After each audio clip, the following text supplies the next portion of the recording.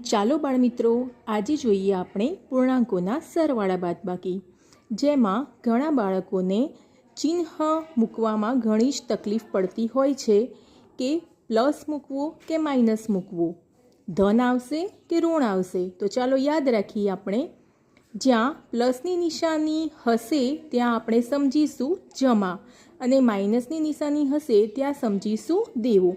ચાલો એના ઉદાહરણ જોઈએ. પહેલું એક્ઝામ્પલ છે, 5માંથી 3 બાદ કરીએ તો 2. હવે યાદ કેવી રીતે રાખીશું? તમારી પાસે 5 રૂપિયા છે અને તમારે 3 એમાં વાપરવાના છે, તો તમારી પાસે કેટલા રૂપિયા વધશે? 2. મતલબ કે એ શું આવશે? ધન, જેની આગળ આપણે કોઈ ચિહ્ન મૂકતા નથી. હવે બીજા નંબરનું એક્ઝામ્પલ છે, 3 - 5 બરાબર જવાબ લખ્યો છે -2.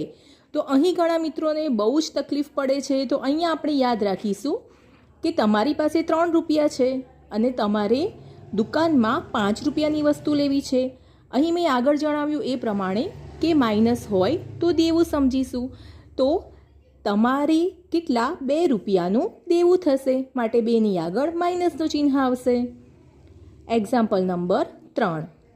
હવે અહીં -8 અને -2 લખેલા છે, જવાબમાં લખ્યા છે -10. કેવી રીતે આવ્યા? તો અહીં તમે એવું યાદ રાખશો કે દુકાનમાં તમારે 8 રૂપિયા પહેલેથી દેવું જ હતું અને એની અંદર બીજું 2 રૂપિયા દેવું તમે ઉમેર્યું, એટલે થયું કેટલું? ટોટલ તમારે 10 રૂપિયા દેવું થયું. દેવું એટલે કયું ચિહ્ન? માઇનસનું ચિહ્ન. Example number 4. અહીંયા તમે જોઈ શકો છો કે -12 + 6 મૂકેલા છે અને એનો જવાબ લખ્યો છે -6. તો અહીંયા શું થશે? તમારી દુકાનમાં -12 એટલે કે 12 રૂપિયા દેવું છે અને દુકાનવાળાને તમે 6 રૂપિયા જમા કરાવ્યા. તો હજી કેવું દેવું બાકી રહ્યું? હજી 6 રૂપિયા બાકી છે, માટે જવાબ આવશે -6. આભાર.